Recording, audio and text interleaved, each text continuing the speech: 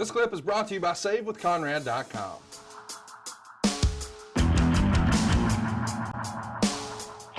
Hey, it's Conrad Thompson, and you're listening to Arn.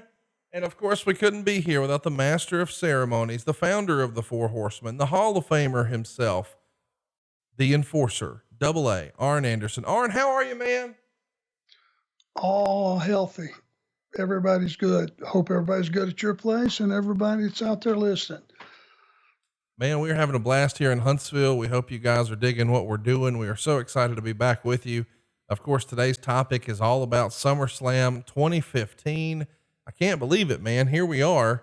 And as we're doing this, I guess this past Sunday was the 5-year anniversary of SummerSlam 2015. This was like yesterday to me. This was the 28th SummerSlam and the first one that was held, well, somewhere beside Staples Center since 2009. It's the 8th SummerSlam that's went down in New York. And I think this is the first SummerSlam that's like 4 hours long. Usually we'd only seen WrestleManias go that amount of time. Do you think 4 hours is too long for a wrestling pay-per-view? Absolutely. By about an hour.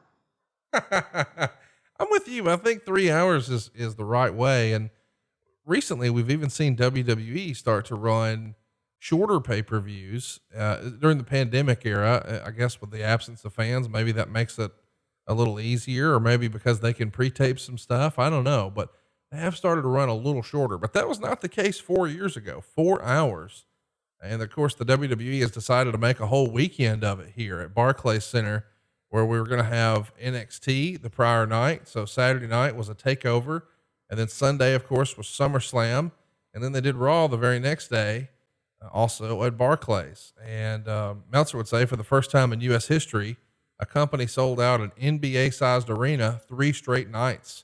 They would announce 15,589 fans for NXT, 15,702 fans for SummerSlam, and 15,597 fans for Raw. This is happening when people are starting to say, oh, the business is down. But goodness gracious, selling out Barclays back to back to back, that's a feather in the old cap, is it not? Well, there's several ways you can look at it, and the only real way to look at it is in that metropolitan New York area. And I'm talking about all the boroughs and all the places that are on the fringe, the Newark, New Jerseys, and just pure population. That's what sold those houses 3 in a row. There's just so many people there. My God, I mean, it's like if you did the totals, how many tens of millions of people do you have in that metropolitan area? And, you know, it's a hot product. I would suggest that SummerSlam is right behind Mania in the Royal Rumble. It's probably third. Sound right? Yeah. As far as strength of pay-per-view and the ramifications and those matters. So, but to sell out 3 times in a row, it's a hell of an accomplishment. It is indeed. Let's talk about some, and the fans agreed, because when it came to the Wrestling Observer reader poll, they gave the show an overwhelming thumbs up, 78.1% thumbs up, 3.6% thumbs down, 18.3% thumbs in the middle. Some really strong performances. Kevin Owens and Cesaro got 23 best match votes. Undertaker and Brock Lesnar got 34. Seth Rollins and John Cena got 153. So even though fans, especially the quote unquote smart fans, don't like John Cena and say he's not talented and he's got 5 moves to doom and he sucks and blah, blah, blah, old Big Match John here steals the show again. This was a great SummerSlam. Wouldn't you agree? Absolutely. Absolutely. The only thumbs down I would say is it's just a little too long. Yeah, I would agree with that. I think we all agree that 3 hours is the sweet spot. If we want to get real particular, 2 hours and 50 minutes like we all grew up on.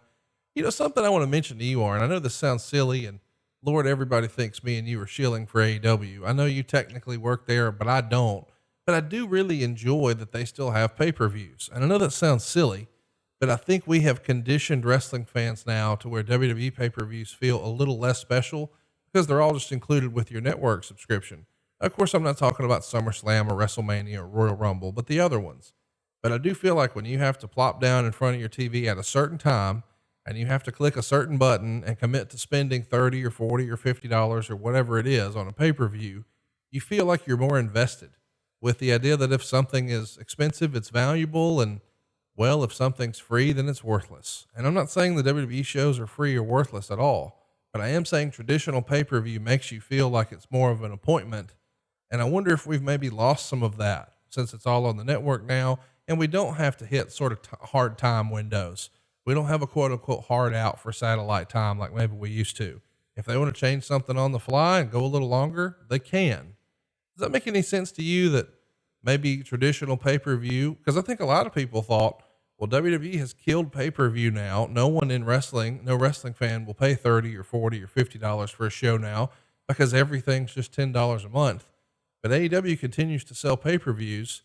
And weirdly, I kind of like that. It makes it feel more like appointment television. It makes it feel bigger. Like we talked about with Mike Tyson a few moments ago, it has more of a big fight feel. Do you think some of that has been lost because of the network?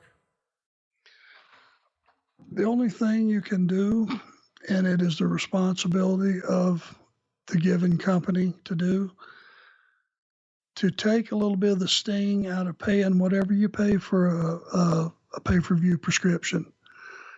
Just give the audience something on that show that they're never going to get on the normal television show. That's your only obligation. That's the only thing you need to do to make it special, and just keep that precedent. Hold something back that they're not going to see on a normal Wednesday night. For AEW, they have to pay that to get the pay-per-view, but if it's special enough, I don't think there's any problems, because you also, throughout the body of that show, you try to make that show, as clean and as good and as you possibly can, and have some other stories on that pay-per-view event. But the main thing is something goes there that they're not going to see anywhere else. As long as you do that, I think we're good to go. Well, listen, Hey, it's Conrad Thompson. Thanks for checking out the podcast here on YouTube. Be sure to hit the subscribe button and the notifications bell so you get a notice anytime we upload some new content. And go save yourself some money right now. If you're in a 30-year loan or you have credit card debt, it's not a matter of if I can save you money. It's a matter of how much. Find out right now for free at SaveWithConrad.com.